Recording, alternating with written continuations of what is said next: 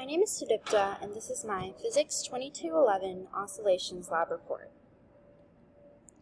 So the goals of this lab are to observe the oscillating motion of an object attached to a spring and create an experimental model using the Tracker app.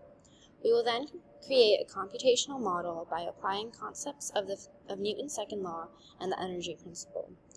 Lastly, we will compare the predicted motion to the observed motion and explain any differences found.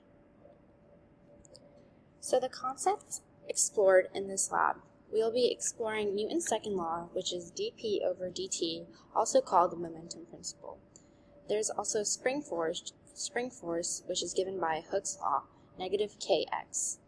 The net force is calculated by taking the spring force and gravitational force into account.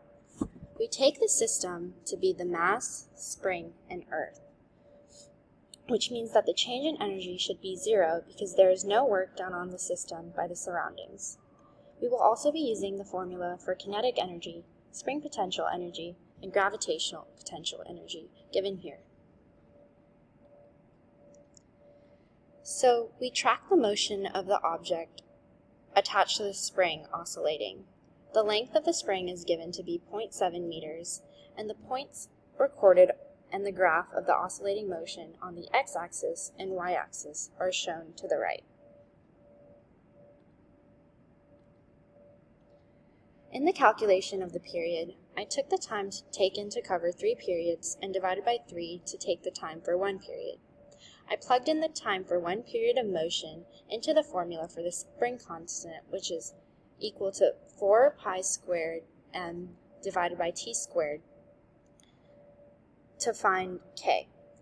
The mass given to us is 0.402 kilograms, and I then use the calculated value for the spring constant, which is 6.36 newtons per meter, and the given mass and gravity to find the relaxed length of the spring, which I found to be 0.081 meters. Using these values, we are able to plug into the GlowScript code and create the computational model. In the GlowScript code, I entered the mass of the object given to us, which is 0.402 kilograms, and the initial position of the object given by the experimental data. The initial velocity of the object is 0 in both directions because it starts at rest. I set the gravitational constant to 9.8. I plugged in the spring constant and the relaxed length of the spring, which is calculated in the previous slide. The formulas for kinetic energy, spring potential, and gravitational potential are all used in the code. The total energy is calculated by summing all of the energies.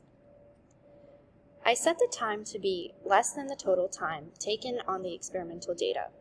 The momentum principle is applied to update the object's velocity and position. The energy principles are once again applied to calculate the total energy. So these are the graphs given by the GlowScript code. There is a discrepancy between the experimental model and computational model for both the x and y motion graphs. This can be explained due to the force of drag, which is not accounted for in the computational model, but exists in real life. And this here is the change in energy versus time graph. The energy principle is indeed satisfied.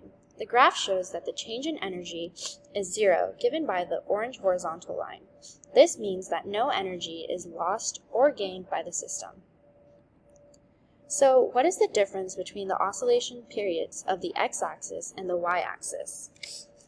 Here are the calculations for the period for the respective axes, and we can see that they are different.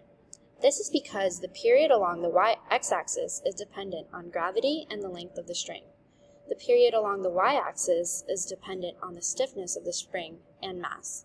Hence, they are different.